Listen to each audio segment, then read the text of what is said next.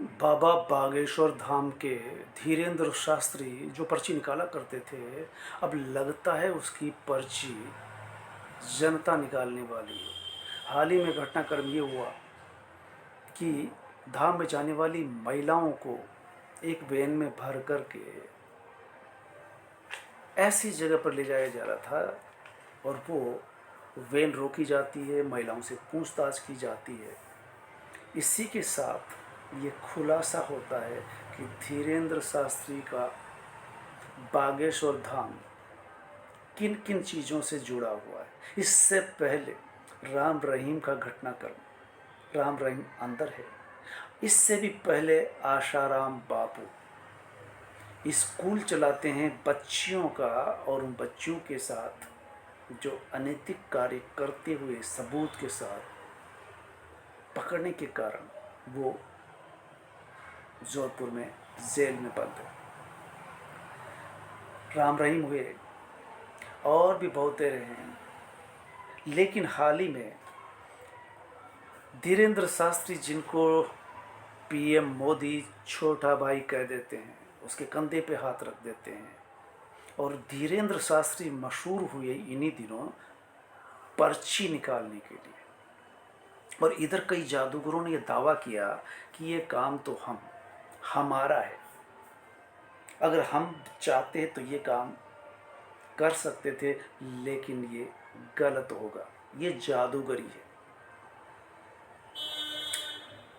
तो इस तरह से कह सकते हैं कि जादूगर बाबा बने हुए हैं, और बाबा बनकर के बीजेपी का वोट केडर बनाने का काम कर रहे हैं।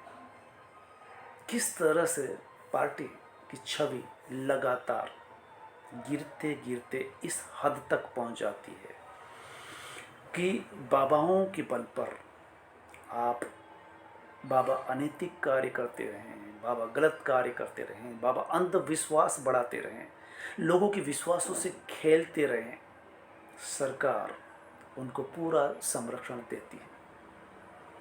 संविधान में सीधे सीधे और स्पष्ट शब्दों में लिखा है कि सरकारों का काम है वैज्ञानिक और तार्किक सोच विकसित करना, शिक्षा कैसे उन्नत हो, स्वास्थ्य का पाया वैसे हमारा कमज़ोर है वो कैसे बढ़े। और सीज़ फायर के बाद वैसे भी जब से ट्रंप ने सीज़ फायर किया है, मोदी जी के लिए मुश्किलात खड़े होते जा रहे हैं।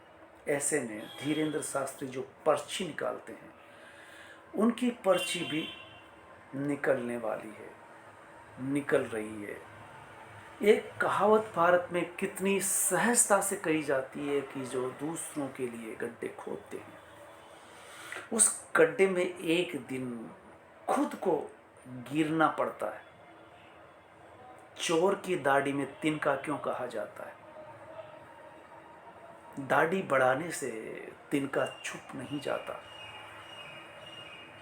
वो भी दिखाई देता है, जनता सब देखती है। बिहार में चल रहा घटनाक्रम सर SIR मतदाता पुनरीक्षण, इसमें पता चला है कि तेजस्वी यादव का नाम वोटर लिस्ट में नहीं है। इससे अंदाज़ा लगाएंगे कि लाखों ऐसे लोग, बिहार के नागरिक जो गरीब है, मजदूर है, कमेरे वर्ग से हैं, वो कहाँ से सबूत लाएंगे और ये साबित करेंगे कि हमारा नाम वोटर लिस्ट में नहीं है। अगर तेजस्वी यादव का नाम नहीं है तो जाहिर सी बात है कि खुलासा होते ही उनका नाम तो चढ़ ही जाएगा।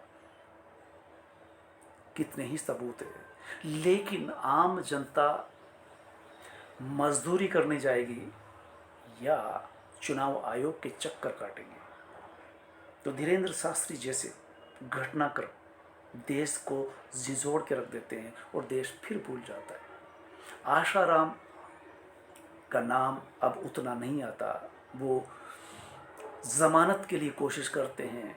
कई वकील जेठमलानी तक वहाँ पहुँच गए, लौट आए, उनको जमानत नहीं दिला सके क्योंकि संगीन आरोप थे, सबूत थे। इतने घटिया काम।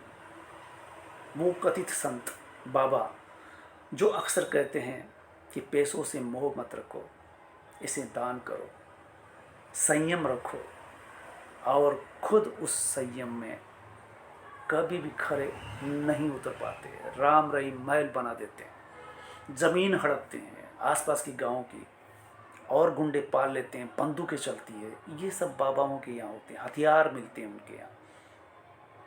आशाराम बापू के 450 आश्रम हो जाते हैं। कहाँ जरूरत थी 450 की? 1 2 3 कम थे क्या? संयम किसे कहते हैं? ये बाबा पहले गिरे बान बिछा करके देते हैं कि गरीब देश है, यहाँ टूटी झोंपड़ी नहीं होती।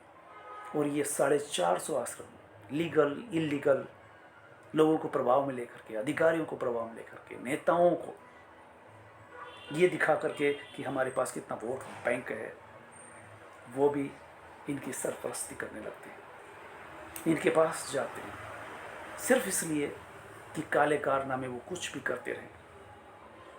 तो हाल ही में जो बवंडर चल रहा है ट्रंप का, उससे निजात नहीं मिल रही। सर बिहार में चल रहा है, उससे निजात नहीं मिल रही। अब धीरेन्द्र शास्त्री का ये, और इसी दौरान राहुल गांधी एटम बम फोड़ने वाले हैं कि सबूत जुटा लिए गए किस तरह से महाराष्ट्र में वोटों की चोरी की गई, वोटों की चोरी करके सीटें जीती गई। ये खुलासा धीरे धीरे आएगा। तो धन्यवाद, आज इतना ही, फिर मिलते